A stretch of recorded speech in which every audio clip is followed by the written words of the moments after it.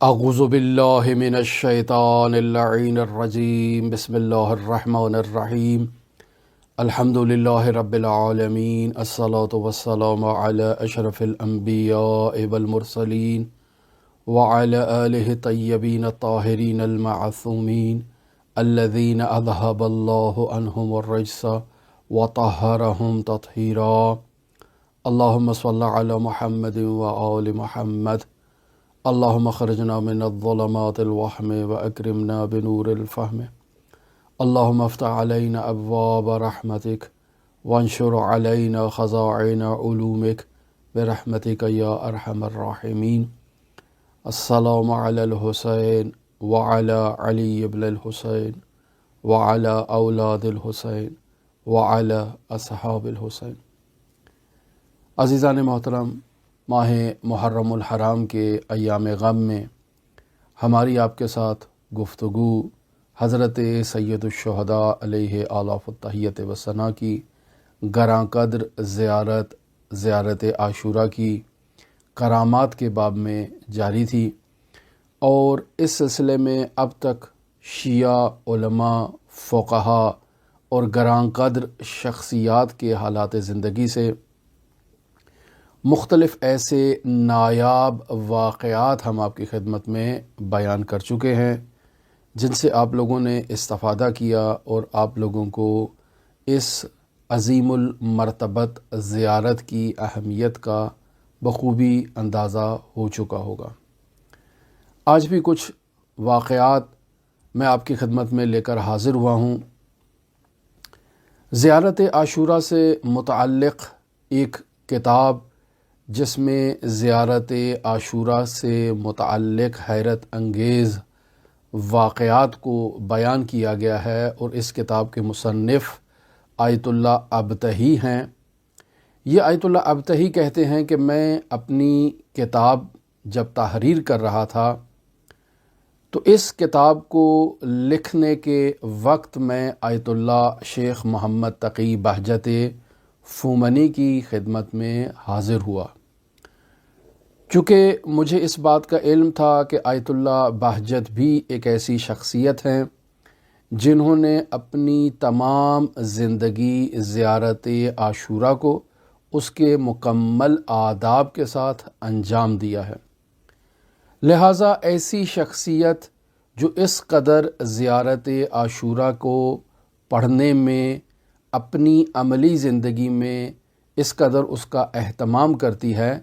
تو یقینی بات ہے انہوں نے اپنی زندگی میں ایسے بہت سے واقعات دیکھے ہوں گے اس زیارت سے متعلق جو بیان ہونا بہت ضروری ہیں۔ لہٰذا میں آیت اللہ بہجت کی خدمت میں گیا تاکہ ان سے فیض حاصل کروں اور ایسے ہی حیرت انگیز واقعات ان سے معلوم کروں، اور پھر ان واقعات کو اپنی اس کتاب کی زینت بخشوں۔ لہٰذا آیت اللہ بہجت کی خدمت میں حاضر ہوتا ہوں اور ان سے اس مقصد کو بیان کرتا ہوں کہ میں زیارت عاشوراء سے متعلق حیرت انگیز واقعات کو جمع آوری کر رہا ہوں اور اسے ایک کتاب کی صورت میں پبلش کرنا چاہتا ہوں، تو آپ بھی اس سلسلے میں مجھے کچھ عنایت فرمائیں۔ تو آیت اللہ بہجت سے متعلق وہ کہتے ہیں کہ آیت اللہ بہجت نے اپنی گفتگو کے آغاز میں زیارت عاشوراء کی سند سے متعلق میرے ساتھ گفتگو کی، زیارت عاشوراء کے متن سے متعلق جو الفاظ اور جو مضامین اس زیارت کے اندر استعمال ہوئے ہیں، ان الفاظ اور مضامین پر مجھ سے گفتگو فرمائی، اور پھر آگے آیت اللہ بہجت نے اپنی گفتگو میں اس مطلب کی طرف اشارہ کیا کہ زیارت عاشوراء کی سند بھی عظیم ہے، زیارت عاشوراء میں درج مطالب بھی بہت ہی گراں قدر مطالب ہیں، اور اسی عظیم المرتبت سند اور اسی عظیم المرتبت مطالب کے پیش نظر شیعہ علماء اور شیعہ فقہا نے تاریخ اسلام میں زیارت عاشوراء کی قرائت پر بہت توجہ دی ہے، بہت اس کا انتظام اور اس کا اہتمام کیا ہے اپنی زندگی میں، اور آگے علماء کو اور آگے شاگردوں کو اور آگے مؤمنین کو اس زیارت کی قراءت پر ترغیب دلائی ہے، توجہ دلائی ہے اور تشویق دلائی ہے، اور اس کی بنیادی وجہ ہی یہ زیارت عاشوراء کی عظیم المرتبت سند ہے اور عظیم المرتبت معانی اور مطالب اور مضامین ہیں جو اس زیارت عاشوراء کے اندر بیان ہوئے ہیں۔ آیت اللہ بہجت اپنی گفتگو میں ان تمام موضوعات کو بیان کرنے کے بعد ایک واقعہ نقل کرتے ہیں، لیکن جس شخصیت سے متعلق یہ واقعہ ہے اس شخصیت کا نام آیت اللہ بہجت نے اپنی گفتگو میں اور اپنے کلام میں بیان نہیں فرمایا، اور میں آپ کی خدمت میں پہلے اس بات کو نقل کر چکا ہوں کہ بطور معمول علماء جن باتوں کو نقل کرنے کے مجاز نہیں ہوتے ان باتوں کو آگے منتقل نہیں کرتے ہیں۔ یہ جن باتوں کو اسرار شمار کیا جاتا ہے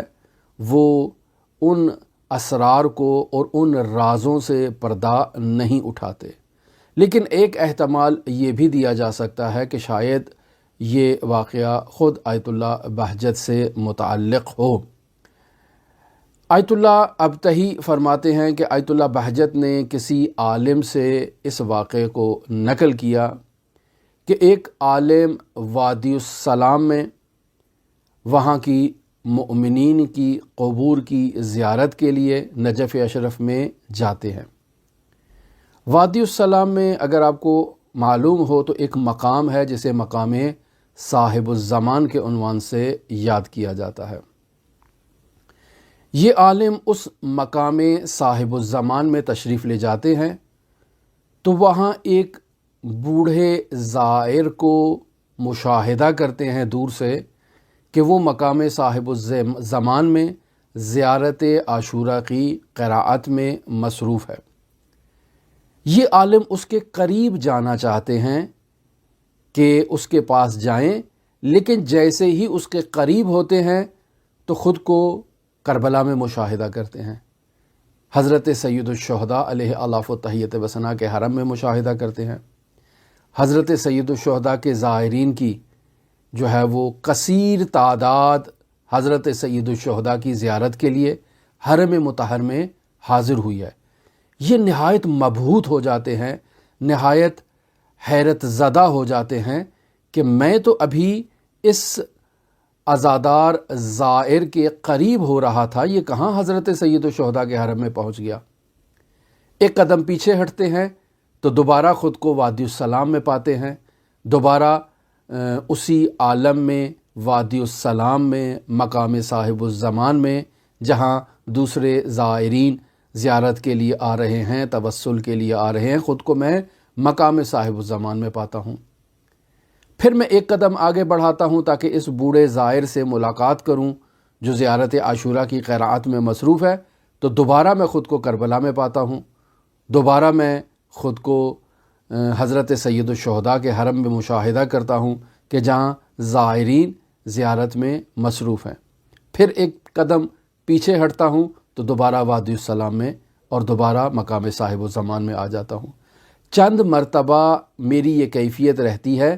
کہ میں جیسے ہی ارادہ کرتا ہوں اس زائر کے قریب جاؤں اور ایک قدم بڑھاتا ہوں تو خود کو حضرت سید الشہداء کے حرم میں پاتا ہوں، اور پھر جیسے ہی ایک قدم پیچھے آتا ہوں تو خود کو مقام صاحب الزمان میں درک کرتا ہوں۔ لہٰذا میں وہاں سے چلا جاتا ہوں اور اگلے روز میں نجف اشرف کے ہوٹلوں میں، مسافر خانوں میں، کاروان سراؤں میں اس زائر کو تلاش کرنے کی کوشش کرتا ہوں کہ جس زائر کی زیارت کا میں کل مشتاق تھا، اور اس زائر کی زیارت کی بدولت میں بار بار حضرت سید الشہداء کے حرم مطہر میں پہنچ گیا۔ لیکن اب جہاں اس کو تلاش کرتا ہوں وہ زائر مجھے نہیں ملتا، اس کی خصوصیات، اس کے مشخصات، اس کی علامات میں ہوٹل والوں کو، کاروان والوں کو بتاتا ہوں کہ ایک ایسا زائر مجھے مطلوب ہے، میں اس کو تلاش کر رہا ہوں۔ وہ کہتے ہیں کہ نہیں معلوم وہ کہاں ہے۔ پھر یہ عالم کہتے ہیں کہ میں دوبارہ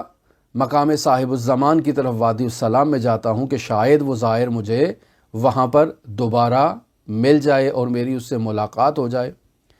تو یہ عالم فرماتے ہیں کہ اب جب میں وادی السلام میں جاتا ہوں تو وہاں ایک شخص کو